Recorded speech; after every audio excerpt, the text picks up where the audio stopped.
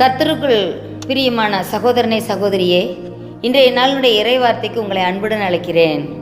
இந்த இடத்துல நீங்கள் இன்னைக்கு கொடுக்கக்கூடிய இறைவார்த்தையை நீங்கள் பார்த்தீங்கன்னா, ஆண்டவர் சொல்லுகிற அந்த காரியங்கள் மிகவும் நம்மளுக்கு சந்தோஷத்தையும் சமாதானத்தையும் தருகிற ஒரு காரியமாக காணப்படுகிறது. பார்த்தீங்களா? இப்போ இந்த இடத்துல சொல்லியிருக்குது, ஏசாயா தீர்க்கதரிசி புஸ்தகம் 35ஆம் அதிகாரம் 8வது வசனம்.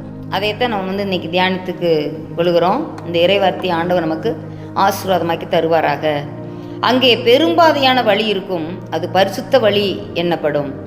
தீட்டுள்ளவன் அதிலே நடந்து வருவதில்லை, அந்த வழியில் நடக்கிறவர்கள் பேதையராக இருந்தாலும் திசை கெட்டு போவதில்லை என்று அழகாக அதில் சொல்லப்பட்டிருக்கிறது. பெரும்பாதையான வழி என்று சொல்லி அந்த வழியில் அந்த வழிக்கு என்ன பேராமா? பரிசுத்த வழி. பரிசுத்த வழி. இன்றைக்கி நிறையா நம்ம சாலைகள்லாம் பார்த்திங்கன்னா ஒவ்வொன்றுக்கும் ஒரு பெயர்களை சூட்டியிருப்பாங்க. ராஜாஜி சாலை, அண்ணா சாலை, இது மாதிரி மவுண்ட்டு சாலை, இது மாதிரி நிறைய சாலைகள்லாம் இருக்குது. நெடுஞ்செழியன் சாலை, இது மாதிரிலாம் ஏகப்பட்ட பாதைகள், ஒவ்வொரு ரோட்டுக்கும் ஒவ்வொரு பேர் வச்சுருப்பாங்க. அந்த மாதிரி பாதைகள்லாம் இருக்குது. ஆனால் இந்த இடத்துல நாங்கள் பார்க்குறோம், இந்த பெரும்பாதையான வழிக்கு என்னன்னு பேர்? பரிசுத்த வழி, ஹோலி வே. பார்த்தீங்களா? அந்த பரிசுத்த வழியில் நம்ம வந்துட்டோம்னா, நம்ம எந்ததோ வழியில் நம்ம அலைமோதிக்கிட்டு இருந்தோம். அந்த உலகத்தில் மனம் போன போக்கிலும் கால் போன போக்கிலும் அலைந்து கொண்டு இருந்தோம், திரிந்து கொண்டு இருந்தோம். அந்த வழியில் முள்ளுகளும் கண்ணிகளும் மேடு பள்ளம் சேறு சகதி எல்லாத்துக்குள்ளேயும் நம்ம வாழ்க்கை காணப்பட்டுச்சு. நம்ம வாழ்க்கையில் அது நிமித்தமாக நாமும் அதில் நம்ம அசிக்கப்பட்டு, அதில் வேதனைப்பட்டு, கஷ்டப்பட்டு, நஷ்டப்பட்டு நம்ம வாழ்ந்துட்டு இருந்தோம். ஆனால் என்னைக்கு நம்ம பரிசுத்தமான வாழ்க்கை எனக்கு போதும், பரிசுத்த தேவன் என்னை பரிசுத்தமான பாதையில் நடத்தட்டும், உம்முடைய நல்ல ஆவியானவர் என்னை செம்மையான வழியில் நடத்தட்டும் அப்படின்னு என்னைக்கு நாம் ஒப்பு கொடுத்து ஆண்டவருக்குள்ளாக நம்ம வந்தோமோ, அந்த பரிசுத்த வழியில் நம்ம வந்துட்டோம். ஆனால் அந்த வழியில் பரிசுத்தவான்கள் மட்டுமே தான் நடக்க முடியும். தீட்டுள்ளவன் அதன் வழியாய் நடந்து வருவதில்லை. அப்போ தீட்டுள்ளவன் என்றால் என்ன? மாம்சத்தின் கிரியைகள், உலகத்தினுடைய ஆசாபாசங்கள், உலகத்தினுடைய இச்சைகள், உலகத்தினுடைய எல்லா விதமான அருவறுப்புகள், ஆண்டவரை பிரியப்படுத்தாமல் அப்படியே ஜாலியாக என்ஜாய் பண்ணுகிற ஒரு வாழ்க்கை இருக்குது பாருங்கள், அதுதான் தீட்டுள்ள வாழ்க்கை.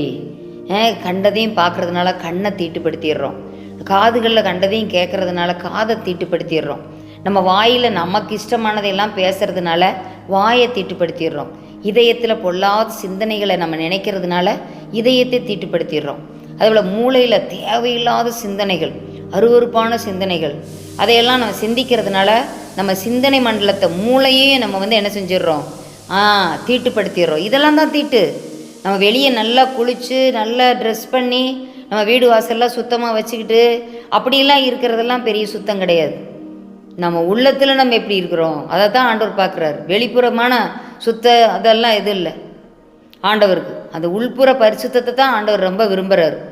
அப்போது அந்த மாதிரி ஒரு பரிசுத்த வாழ்க்கை வாழ்கிறவங்க தான் அந்த பரிசுத்த வழியில் நடக்க முடியும், பரிசுத்த வழியில் கடந்து வர முடியும். தீட்டு இந்த மாதிரி தானே தீட்டுகளையெல்லாம் வைத்துட்டு இருந்தால் இந்த பரிசுத்த பாதையில், இந்த பெரும் பாதையில் வர முடியாது. ஆகவே இன்றைக்கே நம்ம அந்த ஆண்டவரே என்னிடத்துல என்ன உமக்கு பிரியமில்லாத தீட்டான காரியங்கள் என்னென்னலாம் இருக்குதோ, நீர் அருவருக்கிற காரியங்கள் எதெல்லாம் இருக்குதோ அப்படின்னு சொல்லிட்டு இன்றைய நாளில் நம்ம எல்லாத்தையும் நம்ம விட்டுருவோம். ஆண்டவரே நீ பரிசுத்தப்படுத்துன்னு சொல்லிட்டு அந்த பரிசுத்த வழியில் நடக்கிறதுக்கு என்னை தகுதிப்படுத்துங்க அப்படின்னு சொல்லிட்டு இன்றைக்கி கேட்போம். அருமையான சகோதரனை சகோதரியை, அருமையான வாலிப தம்பி தங்கச்சி, இன்றைக்கே நம்ம அசுத்தமான காரியங்களெல்லாம் எல்லாத்தையும் விட்டுருவோம். அவருடைய பரிசுத்த ரத்தத்தினால என்னை கழுவுங்கப்பா, என் உச்சி முதல் பாத வரை என்னை கழுவுங்க ஆண்டவரே, என்னை பரிசுத்தப்படுத்துங்க ஆண்டவரே என்று சொல்லி நம்ம கேட்போம். ரத்தாம்பர சிவப்பாக இருந்தாலும் பஞ்சை போல் வெண்மையாகும்னு ஆண்டவர் சொல்கிறார். ஆகவே நம்ம பாவங்கள் எவ்வளவு இருந்தாலும் சரி, அது மேற்குக்கும் கிழக்குக்கும் தூரமாக இருந்தாலும் சரி, அவ்வளவு பாவத்தையும் ஆண்டவர் நம்ம விட்டு அகற்றுறாராம். முதுகுக்கு பின்னால் எரிஞ்சிட்றாராம், கடலின் ஆழத்தில் போட்டுடுறாராம். அப்படிலாம் போட்டுட்டா நம்ம என்ன செஞ்சுருவோம்? பரிசுத்தவான்களாயிருவோம். அப்போ பரிசுத்தமான பாதையில் நம்ம நடக்க முடியும். இப்போ பாருங்க, அந்த வழியில் நடக்கிறவர்கள் பேதையராக இருந்தாலும் திசை கெட்டு போவதில்லை. இதுதான் நீதிமொழிகள் 1 கூட சாலமோன் ராஜா சொல்கிறார். அந்த வழியில் வர்றவங்க பேதையாக இருந்தாலும் என்ன செய்யறதில்ல, பேதைகளுக்கு அது அறிவையும் விவேகத்தையும் கொடுக்கும் அப்படின்னு சொல்லிட்டு எழுதியிருக்குது. அப்போ பாருங்கள், நம்ம திசை கெட்டு போவதில்லையாம். எந்த வழியில் போகிறது, இது சரியான வழியா, இது சரியான காரியமா, நம்ம நினைக்கிறது தப்பா ரைட்டா, எல்லாத்தையும் அது நம்மளுக்கு சொல்லிக் கொடுக்கும். நீ நடக்க வேண்டிய வழியை நான் உனக்கு காட்டி உண்மையில் என் கண்ணை வைத்து உனக்கு ஆலோசனை சொல்லுவேன் ஆண்டு அப்படின்னு சொல்கிறார். இல்லைன்னா இதில் நம்ம போகும்போது பார்த்தா இதிலே போகாத, இது மோசமான வழி, இதில் போகாத அப்படி சொல்லிட்டு தடுத்து நிறுத்துகிற ஆவியானவராகவும் இருக்கிறார். ஆகவே அப்படிப்பட்ட ஒரு சூழ்நிலையில் நம்ம ஆண்டவருக்கு முன்பாக, ஆண்டவரே எனக்கு ஒன்றும் இல்லைப்பா, நான் பேதை, இந்த உலகத்தில் எப்படி நடக்கிறதுன்னு எனக்கு தெரியாது, ஒவ்வொருத்தட்டும் எப்படி பேசுறதுன்னு எனக்கு தெரியாது, எனக்கு எப்படி வாழணும்னு எனக்கு கற்றுக் கொடுங்க, நடக்க சொல்லி தாருங்கப்பா என்று சொல்லி நம்ம கேட்கும்போது நிச்சயமாக ஆண்டவர் என்ன செய்வார், நம்ம திசை கெட்டு போகவே மாட்டோம். மெய்யான ஒரே திசை ஆண்டவராய் இயேசு கிறிஸ்துவை நோக்கி நம்ம பாதையான வெற்றி திசையில் போகும். அப்படிப்பட்ட ஒரு ஆசீர்வாதத்தை ஆண்டவர் நமக்கு தந்து அந்த பரிசுத்த வழியில் நடக்கக்கூடிய பாக்கியத்தை நமக்கு தந்து ஆசீர்வதிப்பாராக. எங்களை மிகவும் நேசுவல் நடத்த எங்கள் அன்பின் பரலோக பிதாவே, இந்த நல்ல வேலையை கட்டளிட்டதற்கு அவங்க ஸ்தோத்திரம். இப்போதும் கூட ஆண்டவரே அப்பா, அந்த பரிசுத்த வழியில், இந்த பெரும்பாதையான வழியில் ஆண்டவரே அப்பா, பரிசுத்தமான ஒரு பரிசுத்தவான் தான் அதில் நடக்க முடியும் ஆண்டவரே.